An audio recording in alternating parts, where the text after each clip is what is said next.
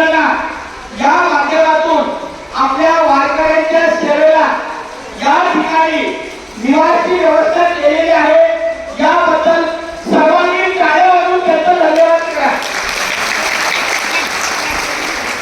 फक्त आपली एक विनंती आहे, जे वारकरी दिंडीमध्ये किंवा तंबूमध्ये न झोपता वाटचालीमध्ये आपला मार्ग काढतात, त्यांनी तिथं थांबणं क्रमप्राप्त आहे। पण या रिकाम्या जागेत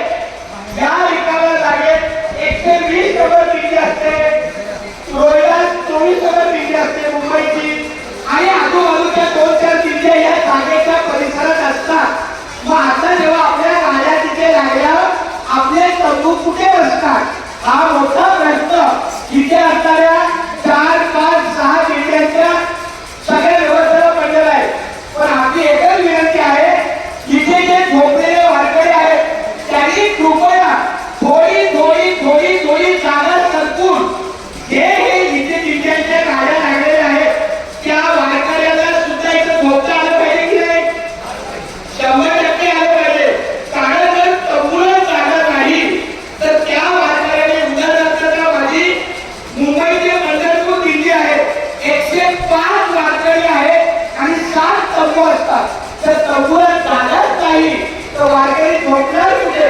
तर माझी विनंती आहे, इथल्या तंबूच्या वारकऱ्यांसाठी मी म्हणत आहे, तुम्ही कोणी इथे होऊ नका, नक्कीच राहा।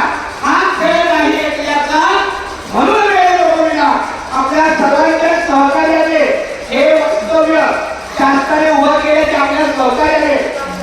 तेव्हा आधी मधी पुढी जागाने सोडलेले आहे की कृपया सरकून या म्हणजे या 4, 5, 6 दिंड्यांचे जे वारकरी आहेत, काही वारकरी चालतात, महत्वाच्या गाड्या तंबूसाठी जेवणासाठी गाड्या आलेल्या आहेत, पण वाटचालीचे वारकरी चालतात, त्यांच्यासाठी कृपया सरकून या म्हणजे प्रत्येक दिंडीच्या वारकऱ्याला झोपता येईल। आपल्याला म्हणजे आपण आईस्पाईस झोपतो म्हणजे मला इथं मोकळी जागा असं न करता प्रत्येकाने सांभाळून घ्या, जागा व्यवस्थित ऍडजस्ट करा।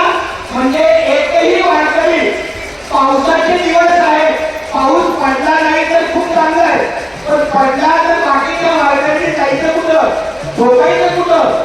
म्हणून आता पावसाचं काम पाऊस करेल, आम्ही आल्यावर सरकू, आता ही झोप लागली याची पहिला कसं उठू असं न करता प्रथम आता जेवढे माझं बोलणं ऐकतंय त्यांनी कृपया पुढे या, आपापली जागा थोडी सरकून घ्या आणि जेवढ्या या दिंड्याच्या गाड्या लागलेल्या आहेत त्या दिंड्याच्या वारकऱ्यांसाठी जागा करा। आमचे जे सहकारी आहेत मठपती साहेब, त्यांच्या सहकार्याने पोहोचतोय। इथे प्रमुख विभाग अध्यक्ष किंवा कार्यकारी प्रमुख मठपती साहेब यांची पहिली कृपया विनंती घेतली की बाबा मला हे 2 शब्द वारकऱ्यांसाठी बोलायचे आहे। तर माझी विनंती आहे, जेवढे आता इथे बसलेले आहेत माझे वारकरी आहेत, वारकरी आहेत, त्यांनी सरकून घ्या। 6 वाजता 7 वाजता बऱ्याच चालत येणाऱ्या दिंड्या तिथल्या मुक्कामाच्या दिंड्या इथे येणार, तर त्यांच्यासाठी जागा करणं क्रमप्राप्त आहे की नाही? तेव्हा लवकरात लवकर त्यांना जागा करण्याचं तुम्ही सहकार्य करा।